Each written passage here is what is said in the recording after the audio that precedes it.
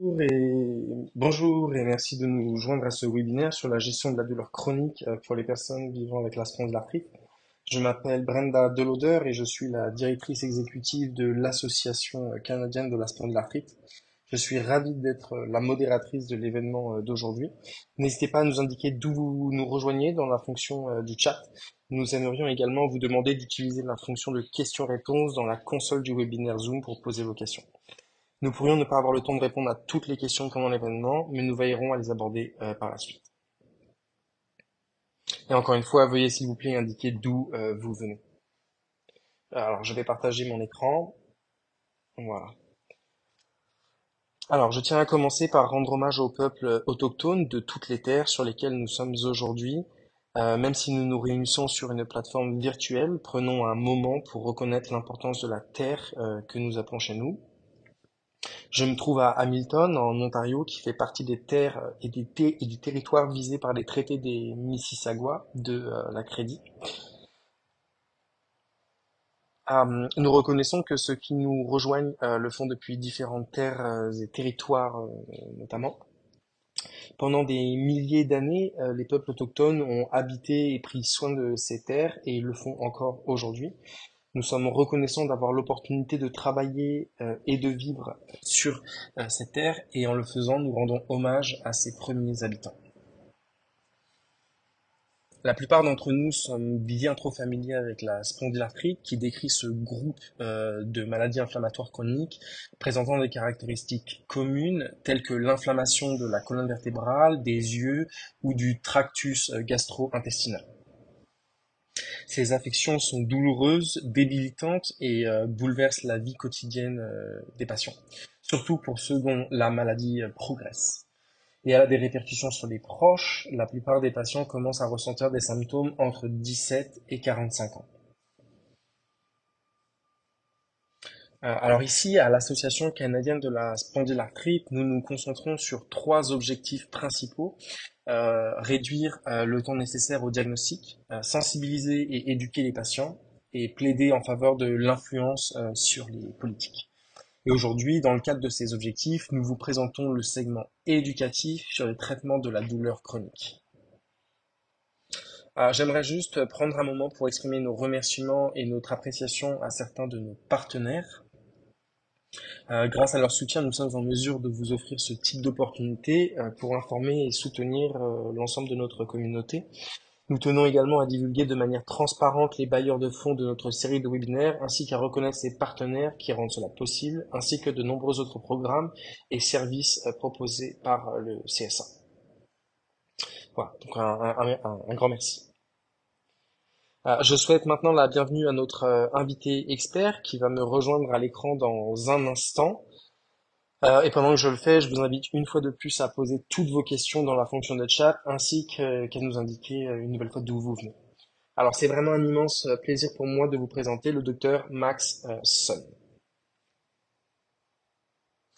Alors, le docteur Sun a suivi 3 années d'études en pharmacologie avec distinction et a terminé sa formation médicale à l'Université de la Colombie-Britannique. Il a suivi un programme de résidence en médecine interne à l'Université de la Colombie-Britannique et a obtenu son diplôme du Collège Royal en rhumatologie. Le docteur Sun exerce la rhumatologie générale et s'intéresse également aux procédures de gestion de la douleur et à la prise en charge de la douleur musculo-squelettique chronique. Il exerce à la fois à Artis et à la Challenge Pain Clinic. Le docteur Sun est membre du personnel clinique de l'hôpital Mount Saint-Joseph et est également un membre éminent du comité consultatif médical du CSA.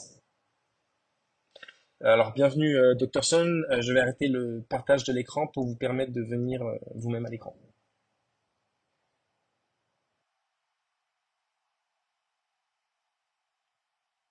Parfait. Bonjour Brenda. Merci pour cette introduction que j'apprécie particulièrement. Et merci de m'avoir invité à donner cette conférence sur la gestion de la douleur chronique. Nous comprenons tous que la douleur chronique est un énorme problème dans la population et surtout chez les patients atteints de spondyloarthrite.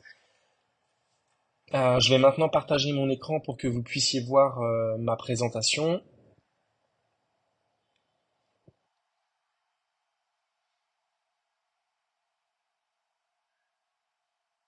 Excellent. Alors, aujourd'hui, je vais vous parler d'un plan de gestion de la douleur chronique en couche.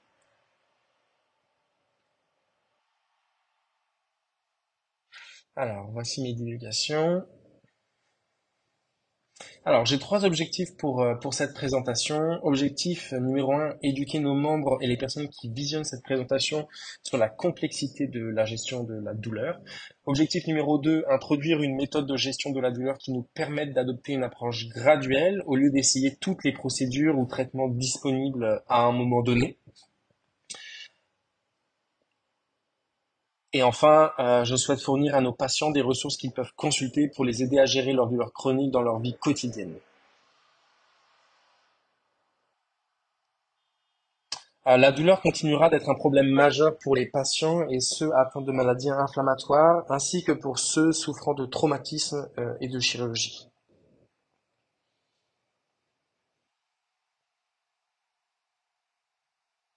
Alors, nous savons tous que la douleur est un problème important. L'incidence de la douleur chronique augmente avec le temps. Euh, Certains disent que c'est une maladie des pays riches occidentaux, mais je pense que c'est une simplification excessive. Il existe de nombreuses implications sociales et culturelles sur l'incidence de la douleur chronique. Et elle est également influencée par le soutien que la société offre à ceux qui souffrent de douleur ou qui sont les plus vulnérables.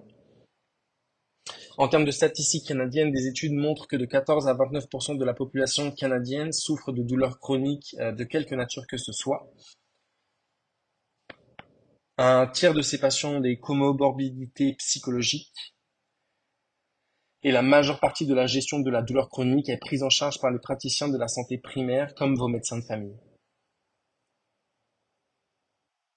En ce qui concerne la douleur au travail, les statistiques de WorkSafe BC indiquent qu'il y a plus de 80% de prédominance de femmes souffrant de douleurs chroniques affectant leur travail,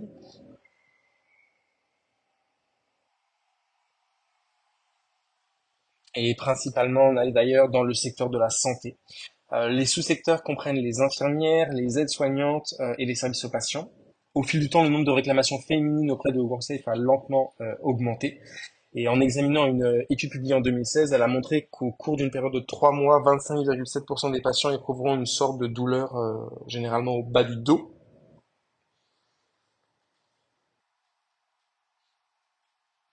Les facteurs de risque comprennent le sexe féminin, un travailleur plus âgé, un déséquilibre entre le travail et la famille, un milieu de travail hostile, une précarité de l'emploi et de longues heures de travail. Et en général, les femmes souffrent plus de douleurs au cours de leur vie que les hommes. Nous soupçonnons que cela est dû à un certain déséquilibre hormonal. Peut-être qu'il y a une contribution de l'œstrogène, de la progestérone et de la testostérone. La plus grande question que l'on pose toujours dans ma pratique est qu'est-ce qui cause ma douleur? D'où vient ma douleur? Et c'est une question très difficile à répondre, beaucoup plus facile à dire qu'à faire. Quand je vois un patient souffrant de douleurs chroniques, au lieu de chercher, j'aime adopter une approche anatomique couche par couche.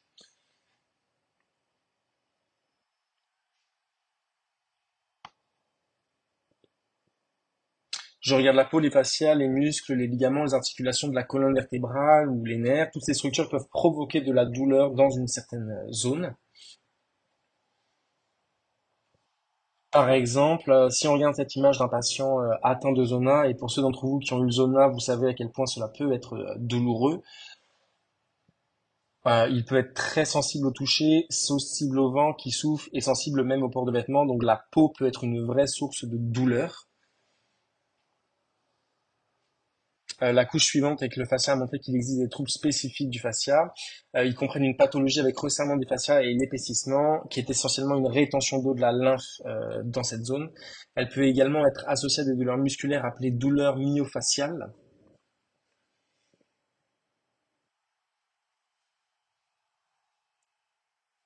Des modifications de la fascia en recherche ont montré qu'elles altèrent la proprioception, c'est-à-dire la perception de votre corps.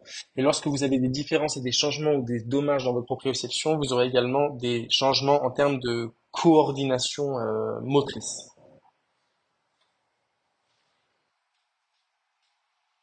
Et parfois, cela peut causer des tensions musculaires, ce qui peut également provoquer des douleurs davantage mécaniques. La couche suivante, plus profonde que le fascia, c'est le muscle. Et voici un exemple classique que nous voyons couramment chez les patients souffrant de douleurs cervicales et de douleurs classiques. Cela provient dans le livre de Simone Destravel. L'un des médecins qui a écrit le livre était en fait le médecin de JFK, le président des États-Unis.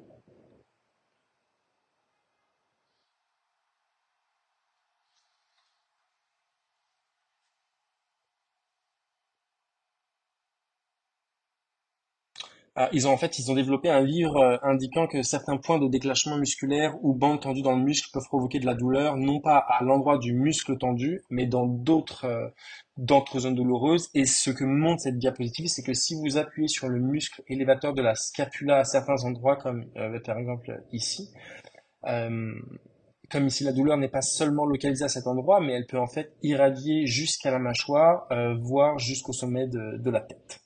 D'autres points de déclenchement dans le trapèze et le grand dorsal ici peuvent également irradier jusqu'à l'arrière de la tête et la partie supérieure du cou également. Donc la douleur musculaire peut certainement causer beaucoup plus d'inconfort non seulement à l'endroit de la blessure musculaire ou de la bande musculaire tendue, mais aussi dans d'autres zones affectées.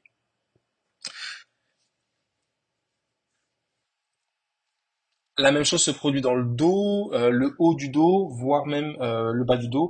Vous pouvez voir ici que les points de déclenchement peuvent irradier la douleur sur tout le haut du dos et jusqu'en bas du dos. Parfois, les points de déclenchement sur le muscle grand fessier peuvent provoquer une douleur qui descend dans la jambe. Et les points de déclenchement sur le muscle tenseur du fascia lata peuvent également provoquer un schéma similaire de douleur qui descend dans la jambe, même si l'origine de la douleur est ici. Et en adoptant une approche couche par couche dans la gestion de la douleur, nous pouvons essayer de déterminer quelle partie du corps pourrait être à l'origine de la douleur actuelle. La couche suivante, plus profonde que le fascia, concerne les articulations de la colonne vertébrale. Et les principales articulations que nous examinerons sont ces articulations-là. Les articulations facettes indiquées ici sont les articulations qui maintiennent en place la colonne vertébrale, la colonne thoracique, et ainsi, lorsque nous tournons, fléchissons ou étendons cette zone du corps, elle ne s'étend pas trop loin. Elle n'entraîne pas de glissement du disque, et elle nous donne de la stabilité, mais même si ces articulations peuvent également se dégénérer. Elles peuvent également être endommagées au fil du temps, et lorsqu'elles sont endommagées, elles peuvent également provoquer de la douleur. Et les zones de douleur qu'elles provoquent peuvent être indiquées par ce graphique à droite. Euh, et ce que ça montre, en fait, c'est que selon les articulations qui sont affectées, elles peuvent provoquer des douleurs dans des zones plus spécifiques. Et cela a été confirmé notamment par la recherche. Des problèmes similaires se produisent également dans la colonne. Dans la colonne.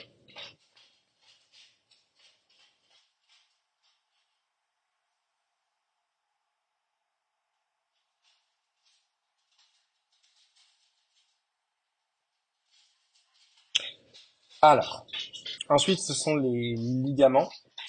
Donc, si nous prenons effectivement un patient en bonne santé, que nous insérons une aiguille dans un ligament et que nous l'élargissons en injectant une solution saline normale dans le ligament, cela provoquera également une douleur descendant le long de la jambe, parfois même jusqu'au talon du pied et sur le côté de la jambe également.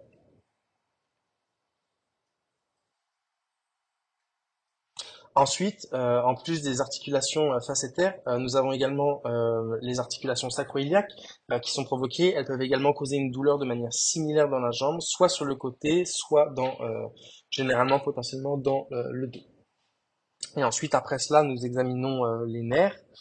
Je suis sûr que beaucoup d'entre vous ont entendu parler de la sciatique. Eh bien, la sciatique est davantage un terme populaire indiquant qu'un nerf est pincé. Et lorsqu'un nerf est pincé, ce que vous voyez généralement, c'est qu'il y a une protrusion qui sort du disque et qui comprime le nerf. Et lorsqu'un nerf est comprimé, cela provoque une inflammation. Et lorsque le nerf est enflammé, cela provoque une douleur qui se propage sur toute la longueur de ce nerf.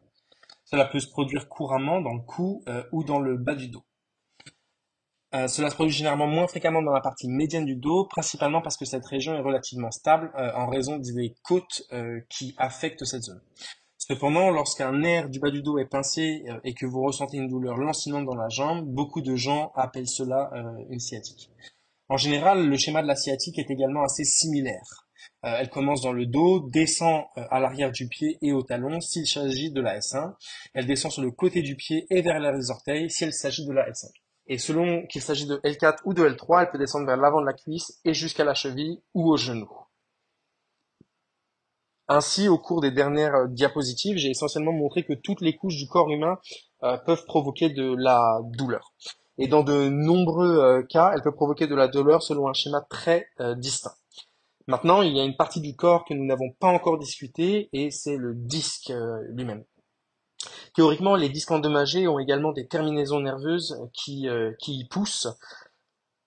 Ainsi, la douleur du disque peut également se produire et nous appelons ça la douleur dysogène. Mais il y a une petite controverse et tout le monde ne croit pas que les disques peuvent provoquer de la douleur. Malheureusement, que le disque puisse provoquer de la douleur ou non, nous n'avons pas de traitement vraiment efficace pour la douleur du disque. Et donc, la manière de tester la douleur du disque est très invasive, c'est pourquoi elle n'est pas souvent réalisée. Maintenant, pour compliquer davantage la recherche du générateur de douleur, nous devons également différencier entre les voies de la douleur aiguë et chronique. Une analogie que j'aime utiliser est que la voie de la douleur aiguë est comme une route unique dans un champ plat. Vous avez une douleur et une blessure au doigt. Vous voyez la blessure, vous la ressentez, les zones immédiatement autour de la blessure sont douloureuses. Vous avez un signal de douleur provenant du site de la blessure comme un doigt qui se déplace le long du bras et remonte jusqu'au cerveau où il est enregistré comme une douleur dans cette zone. Maintenant, c'est la douleur aiguë, très simple, très directe. Malheureusement, chez de nombreux patients, cette douleur aiguë peut rapidement se transformer en douleur chronique où la zone douloureuse s'agrandit. Parfois, les gens estiment que non seulement la zone de la blessure est douloureuse, mais aussi la zone environnante. Par exemple, l'ensemble du doigt ou de la main peut potentiellement devenir douloureuse. Et lorsque cela se produit, nous soupçonnons que le signal de douleur du site de la blessure au cerveau s'est estompé et qu'il est devenu beaucoup plus complexe.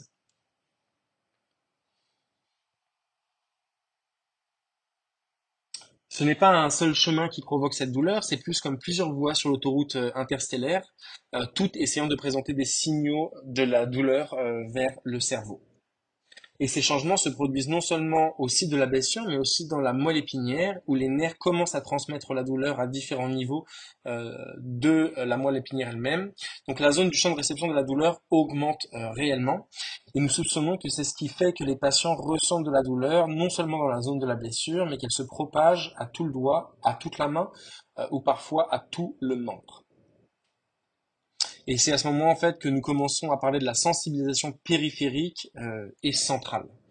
Donc lorsque nous examinons et quantifions l'expérience sensorielle de la douleur humaine, nous soupçonnons initialement qu'il pourrait y avoir une mitose initiale de la blessure juste ici. Mais chez certains patients, au lieu d'avoir la voie de la douleur aiguë où la blessure et la douleur sont localisées à cette seule zone, elle commence à se propager, elle occupe un champ plus large, et au fil du temps, elle occupe un champ encore plus large, et cela affecte l'ensemble du dos, et ils ne sont plus en mesure d'isoler la zone de douleur spécifique ou la blessure initiale. Et parfois, ça peut se produire en aussi peu que 1 à 8 semaines à peu près. Pourquoi cela se produit-il chez certaines personnes et pas chez d'autres? Euh, Ça dépend de nombreux facteurs de risque, des facteurs de risque tels qu'un antécédent de maltraitance pendant l'enfance, d'événements indésirables pendant l'enfance, de traumatismes antérieurs, de dépression sous-jacente, de catastrophisation. Il y a beaucoup d'événements impliqués qui favorisent vraiment cette progression dans leur symptomologie douloureuse. Et compte tenu de tout cela maintenant, voyons quelle a été l'approche conventionnelle de la douleur. Donc, par le passé, de nombreuses thérapies de traitement de la douleur étaient généralement, je dirais, si j'ai un marteau, tout est un clou. Euh,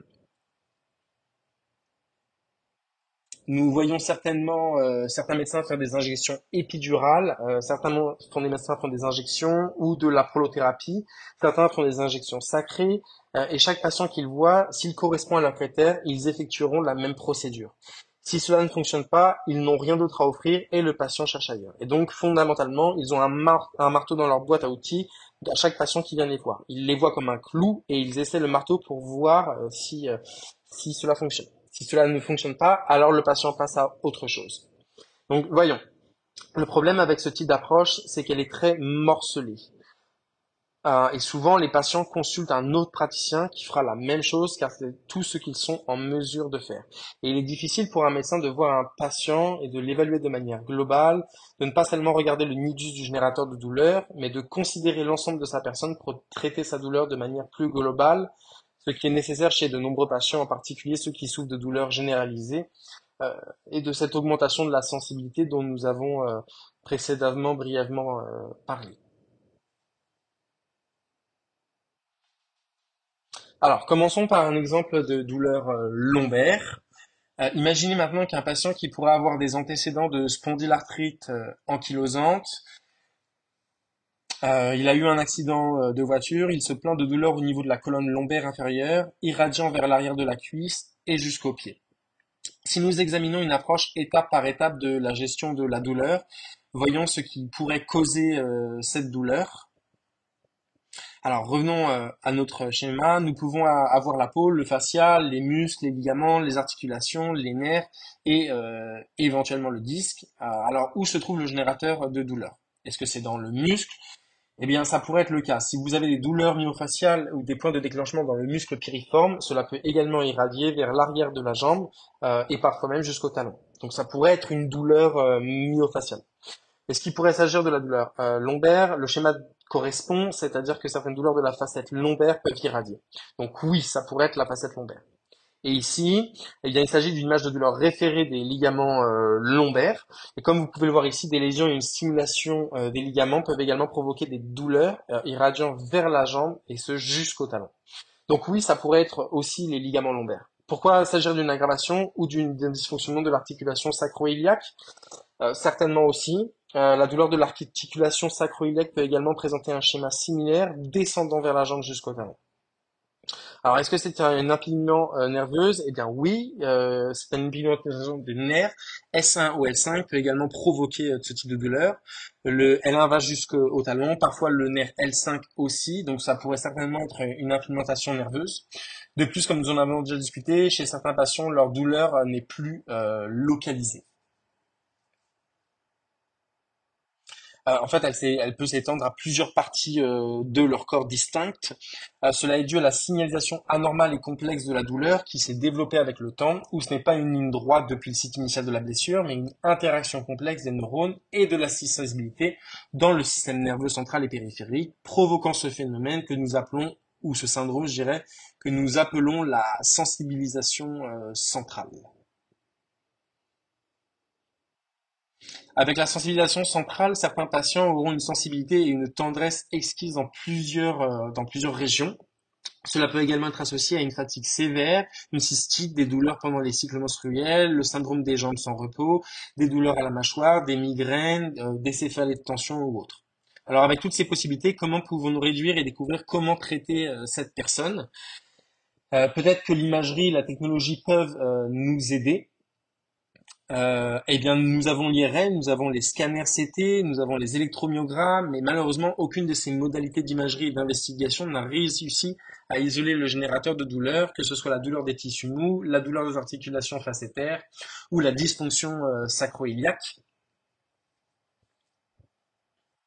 Et donc, ça peut être assez déroutant, je dirais. Comme comment traitons-nous ces patients où il pourrait y avoir tant de zones, tant de générateurs de douleur, et nous ne sommes pas réellement en fait sûrs de l'origine.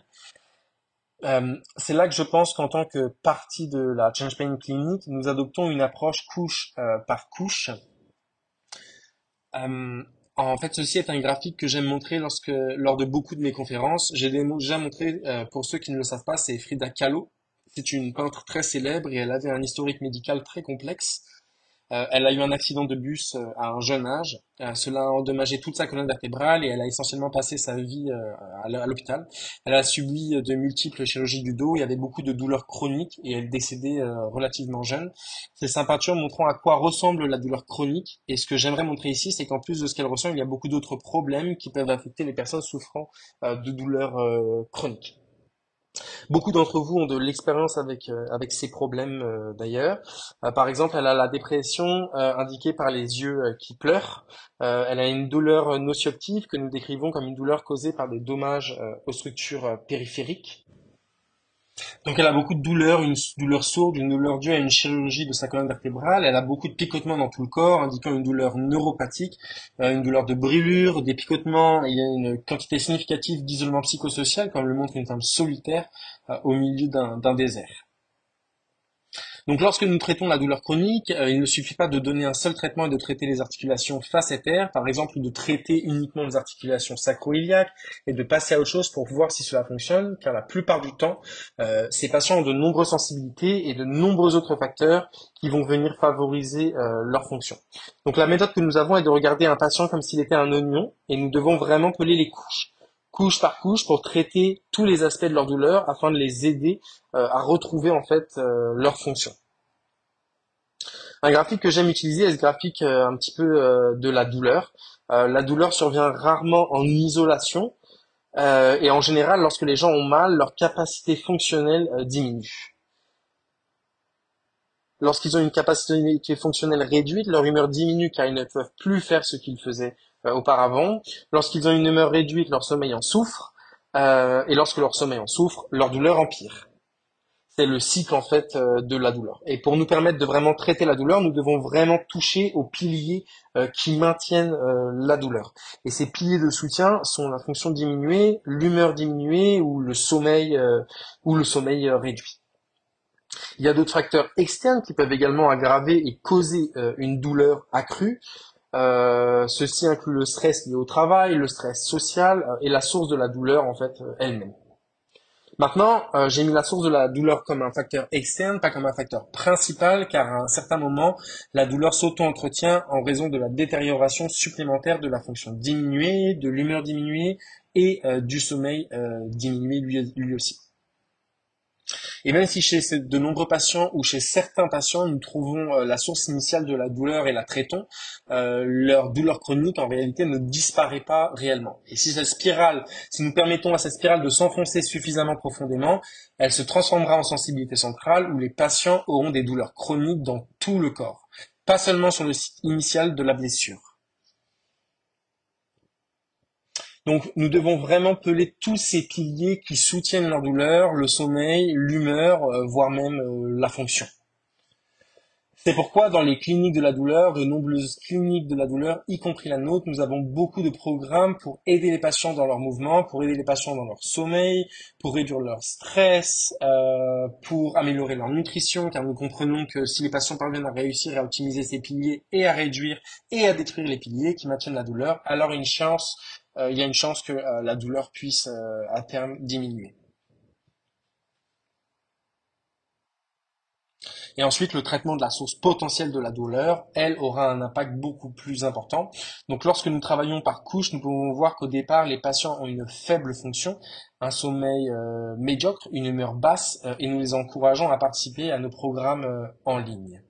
Nous les éduquons en fait sur la gestion littérale de la douleur, nous les éduquons sur les compléments alimentaires et leur prescrivons certains médicaments pour aider à atténuer ce nuage de douleur et à réduire sa sensibilité afin que nous puissions examiner plus en profondeur d'où provient la douleur. Certains de nos programmes, beaucoup plus de nos programmes d'ailleurs sont en ligne. Ce sont des programmes médicaux de groupe. Nous avons un professionnel qui éduque les patients sur la gestion de la douleur, sur la différence entre la douleur et les dommages, sur le traitement de la kinésithérapie, qui est la peur du mouvement dû à la douleur, sur l'hygiène du sommeil, l'optimisation de la nutrition, l'optimisation de l'humeur, la pensée positive. Et en fait, tout cela va venir effectivement aider. C'est essentiellement la fondation, je dirais, de notre programme. Maintenant, il s'agit d'une vieille brochure, les coûts ne sont plus d'actualité.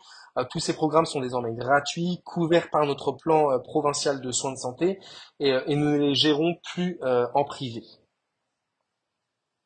L'objectif de ces programmes est en fait, de vous permettre de maîtriser votre douleur et de bien vivre avec elle, afin que la douleur ne contrôle pas votre vie quotidienne de manière permanente. Certains de ces compléments que j'aime donner aux personnes souffrant de douleurs chroniques et de sensibilité comprennent l'analtextrone à faible dose. L'analtextrone, en fait, c'est un médicament que nous utilisons pour traiter les overdoses d'opioïdes, mais nous avons découvert qu'à faible dose, elle peut modifier les cellules gliales, qui sont les cellules responsables du nettoyage de la moelle épinière. L'analtextron à faible dose peut certainement aider certains patients souffrant de douleurs diffuses chroniques, en particulier les aspects d'engourdissement et de picotement, et elle a bien fonctionné, notamment chez certains de mes patients. Théoriquement, c'est un composé anti-inflammatoire qui peut aider avec les mastocytes. Euh, un autre complément d'ailleurs que j'ai prescrit à certains patients est la palmitoléthanolamide ou PEA. Il s'agit d'un complément censé également aider les cellules gliales qui sont censées aider à la sensibilité du corps. Je dois dire que c'est un complément, dans mon expérience, certains patients s'en sortent très bien, tandis que d'autres n'ont pas beaucoup de bénéfices. C'est donc vraiment une question d'essai et potentiellement d'erreur, mais ça peut être très coûteux. Alors que faire si les patients suivent ces cours et ont toujours mal, eh bien, nous commençons alors une approche par étapes. Nous examinons la peau, pas de problème, pas d'éruption cutanée, pas de sensibilité. Ensuite, la couche suivante, c'est le muscle, le fascia et les ligaments. Et le seul traitement que nous avons pour ceci pour le moment, ce sont les injections de points de déclenchement. Et beaucoup d'entre vous ont peut-être entendu parler des injections. Ces points de déclenchement ont différentes formes. Elles consistent essentiellement à insérer une aiguille dans une bande musculaire tendue pour aider à détendre cette bande musculaire et ainsi vous soulager de la tension musculaire elle-même. Des études ont montré que ce n'est pas tant ce que vous injectez qui importe, c'est l'aiguillage lui-même qui procure le plus grand bénéfice. Je dis aux patients que l'injection de points de déclenchement n'est pas la solution ultime en matière de traitement. Elle est principalement là pour vous aider à ressentir une amélioration afin que vous puissiez augmenter votre capacité fonctionnelle. Ainsi, vous pouvez augmenter votre exercice, renforcer vos muscles, faire de la physiothérapie. Vous ne pouvez pas compter uniquement sur les injections de points de déclenchement pour soulager votre douleur. Vous devez également faire un effort personnel par la suite. Alors que faire alors si les patients subissent des injections de points de déclenchement et ont encore mal? Leurs muscles sont constamment tendus, les points de déclenchement ne durent que peu de temps et il n'y a aucun bénéfice à long terme. Alors nous regardons un petit peu plus en profondeur, nous examinons les articulations facétaires, les nerfs, parce que la théorie est que les structures plus profondes pourraient potentiellement être responsables de la douleur, ce qui entraînerait la contraction constante des muscles qui vont venir recouvrir ces structures. Et pour ce type de douleur, nous passons ensuite au blocage nerveux et aux injections. Nous utilisons l'échographie et parfois la radiographie pour injecter les articulations facétaires. Nous l'utilisons également pour injecter les racines nerveuses afin d'identifier le générateur de douleur qui peut aider à détendre les muscles autour de cette zone en particulier. Et si nous parvenons à trouver un nerf responsable de beaucoup de douleurs chez les patients, notre prochaine étape est quelque chose appelé la lésion par radiofréquence. Euh,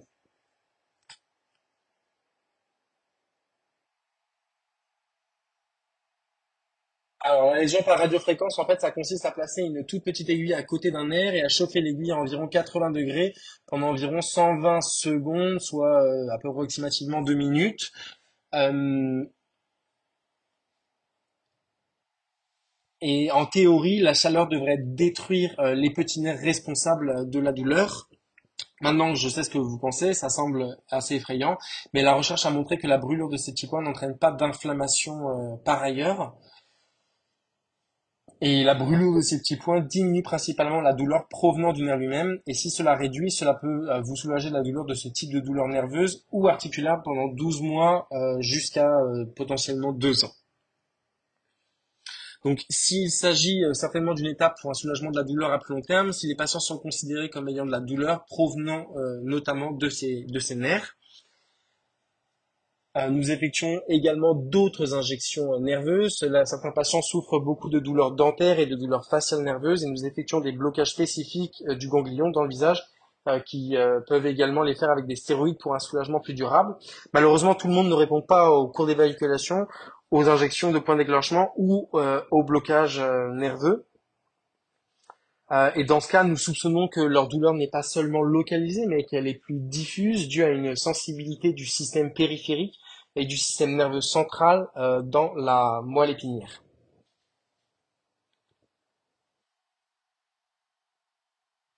Il y a une sensibilité accrue et une sensibilité accrue dans le cerveau, ce qui les amène à ressentir constamment de la douleur. Certains patients auront même une sensibilité si grave que toute injection dans la zone provoquera en fait une exacerbation de la douleur. Et j'ai vu cela de nombreuses fois.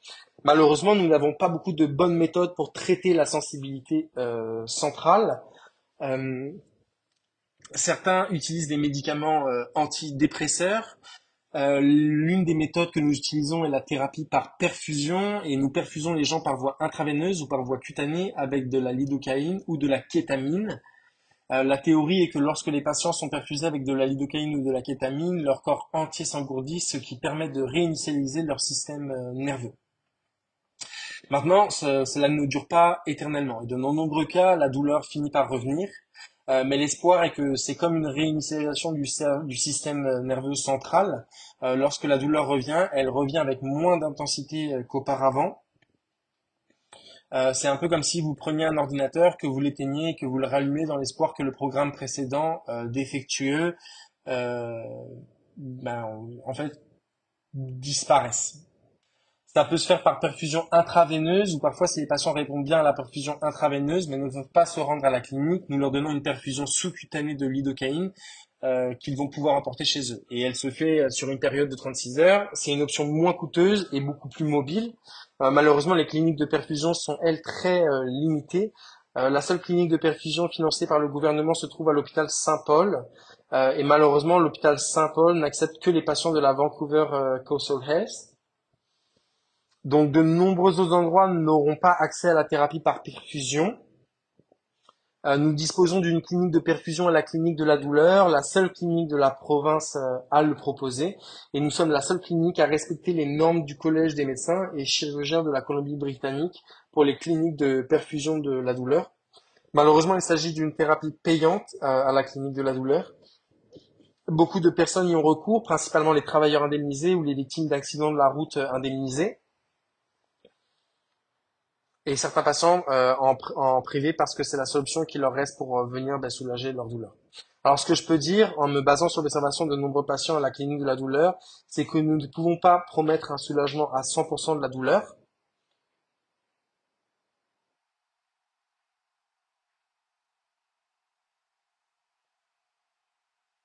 mais nous faisons de notre mieux pour suivre une approche en couche pour le diagnostic et le traitement de la douleur de manière en fait à ne rien rater et à tout essayer. Et quoi qu'il en soit, nous sommes très tenaces pour trouver un moyen d'aider les gens à mieux gérer leur douleur. Et nous disons généralement à nos patients que notre objectif n'est pas de faire complètement disparaître leur douleur, mais de les aider à vivre avec leur douleur, à la gérer, à être fonctionnels malgré la douleur persistante. Et nous sommes assez persévérants. Et voici une image d'hommes aveugles essayant de sentir un éléphant. La personne à l'avant dira: «Ah, c'est une trompe, ça doit être un serpent». La personne ici dit: «Ah, c'est une défense, ça doit être un rhinocéros». Tout le monde touche une partie différente de l'éléphant et c'est à cela que ressemble la thérapie conventionnelle de la douleur. C'est là chacun traite une partie pour essayer de soulager la douleur du patient alors qu'en réalité, toutes ces personnes doivent discuter et collaborer un plan pour avoir une meilleure image du problème global. C'est ainsi qu'il faut vraiment traiter la douleur correctement. Ça peut être très difficile à faire, mais nous faisons de notre mieux pour y parvenir. Et en ce qui concerne les ressources, vous êtes toujours invité à consulter le site web de la clinique de la douleur Change Pain. Toute personne en Colombie-Britannique peut assister à ces classes en ligne avec une référence de leur médecin de famille notamment. Ainsi, ils peuvent en apprendre davantage sur la gestion de la douleur et les bases de la gestion de la douleur. Voici quelques autres ressources pour les personnes en Colombie-Britannique et partout au pays sur les techniques d'autogestion de la douleur et quelques réseaux de patients auxquels ils peuvent parler d'autres personnes dans des situations similaires. En résumé, la douleur est complexe et le générateur de douleur peut être dû à une combinaison de mécanismes. Malheureusement, l'imagerie et d'autres tests ne sont généralement pas utiles pour diagnostiquer correctement de nombreux symptômes douloureux.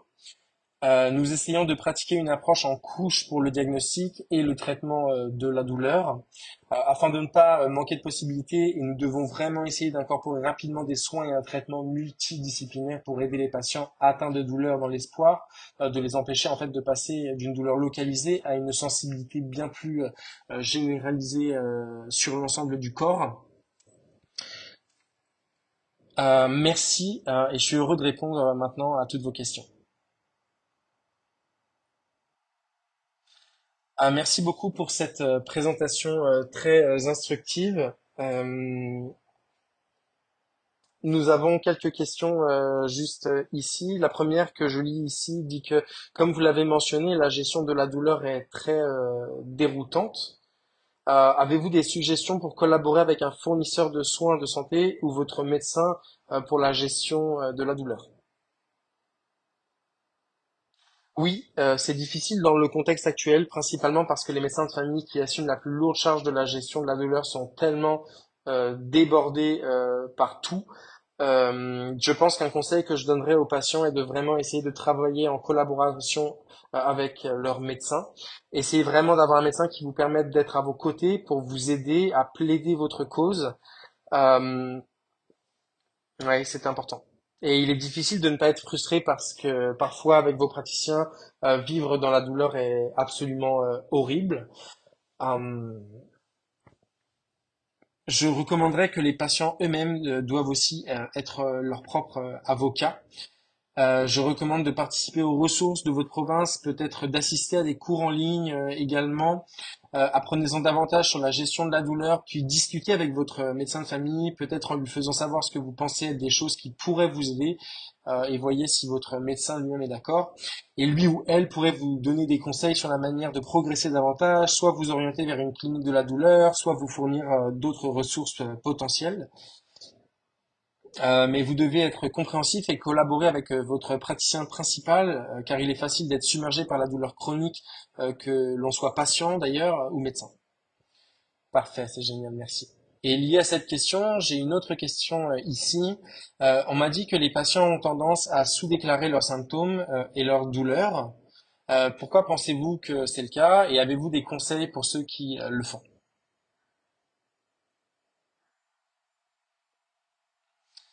C'est une question complexe. Je pense que cela vient en grande partie de la stigmatisation des patients atteints de douleurs chroniques.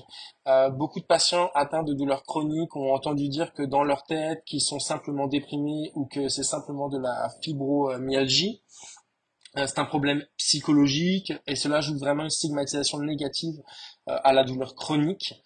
Je pense que cela empêche vraiment certaines personnes de vraiment exprimer les difficultés qu'elles rencontrent dans la gestion de leur douleur chronique. Et c'est vraiment dommageable. Le conseil que j'aime donner aux patients et aux personnes qui regardent cela, c'est que la douleur chronique n'est pas seulement dans votre tête. Ce n'est absolument pas vrai et cela a été scientifiquement prouvé. Je ne dis pas que vous devez vous disputer avec quiconque qui dit cela, mais je pense que vous devez savoir vous-même que si vous avez du mal à gérer votre douleur chronique, vous devez dire à votre fournisseur de soins de santé que en fait j'ai beaucoup de difficultés. Aidez-moi et trouvez des ressources ou orientez-moi vers des cliniques qui peuvent m'aider à faire face à mon incapacité ou à mon problème de douleur chronique. En fait, parce que c'est un problème très difficile et je pense que les gens doivent savoir dans leur esprit et dans leur cœur que ben, c'est pas seulement psychologique. C'est pas seulement de la dépression, c'est une douleur réelle et je dois être ouvert à la traiter de manière holistique, mais ce n'est pas simplement voilà dans ma tête. Et je suis bien en accord avec ça. C'est un terme que nous utilisons d'ailleurs assez fréquemment ici au CSA. J'ai donc une autre question ici. Et la question est, est-ce que les injections de point trigger sont-elles similaires à l'acupuncture? Très bonne question. Il existe de nombreux types d'injections de point trigger et de nombreuses sortes d'injections musculaires. Alors revenons un petit peu en arrière. Les injections musculaires, j'utilise simplement ce terme pour désigner tout ce que vous injectez directement dans le muscle. L'injection de point trigger qui consiste spécifiquement à trouver un point trigger ou un bandeau tendu dans le muscle et à l'injecter avec une aiguille. C'est une injection de point trigger. L'acupuncture consiste à prendre une aiguille très fine et à la mettre dans des zones où il y a un flux de QI. Alors en fait, c'est une méthode de médecine traditionnelle chinoise où non seulement les aiguilles utilisées sont plus petites, mais le concept qui la sous-entend est différent lui-même. Ils utilisent l'acupuncture pour la mettre dans des zones où il peut y avoir une accumulation de QI ou d'autres composés qu'ils doivent libérer. En fait, ils ne vont pas spécifiquement vers la tension musculaire comme les injections de point trigger. Il y a aussi l'IMS, la stimulation intramusculaire, et cela, à mon avis, est un autre type d'injection musculaire. Ils mettent en fait une aiguille dans des groupes musculaires bien spécifiques et ils stimulent le muscle pour essayer de le relâcher en fait. Alors, en fait, c'est ce qu'on m'a dit être l'IMS, et leur concept de l'endroit où ils mettent l'aiguille est également différent. Ils ne vont pas toujours vers le bande tendu ou vers la tension musculaire. Ils tendent à vous examiner de manière générale et à viser les muscles qu'ils pensent pouvoir causer la douleur dans une autre région. Ils mettent en fait tous des aiguilles dans le muscle, mais le concept est différent et cela peut être très très déroutant. Alors c'est génial, merci beaucoup d'avoir clarifié cela, c'est très éclairant pour nous. Nous avons plusieurs autres questions, mais je vais en poser une de plus avant de clore. Et cette question est la suivante. Traditionnellement, le traitement de la douleur chronique incluait le repos. Cependant, nous savons qu'avec la spondyloarthrite en particulier, les symptômes peuvent s'aggraver au repos et s'améliorer avec l'activité.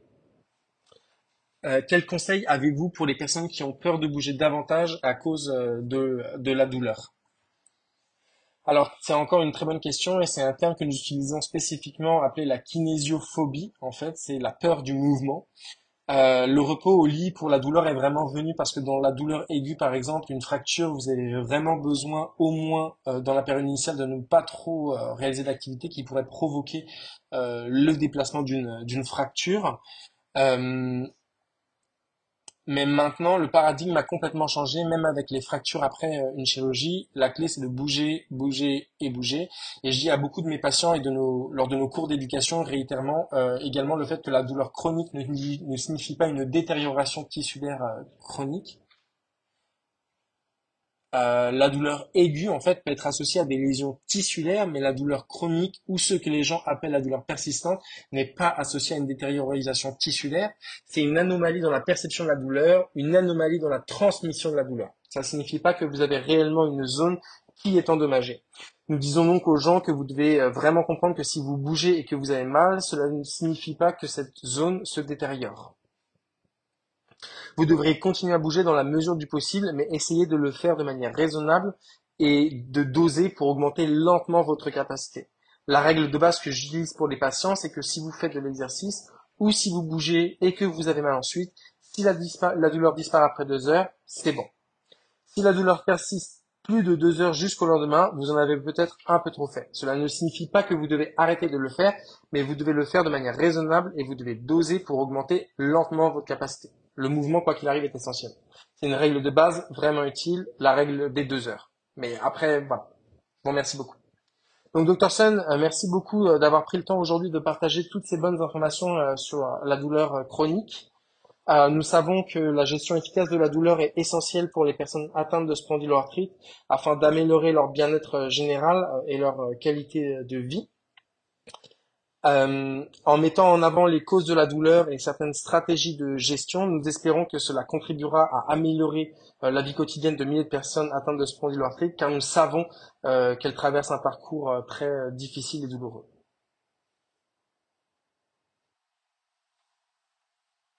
Alors que nous concluons, je tiens également à exprimer ma gratitude envers la force et la résilience de la communauté SPA, reconnaissant le pouvoir de se rassembler pour se soutenir mutuellement, des groupes de soutien en ligne aux rencontres locales, en passant par le soutien général et l'encouragement réellement continu des organismes.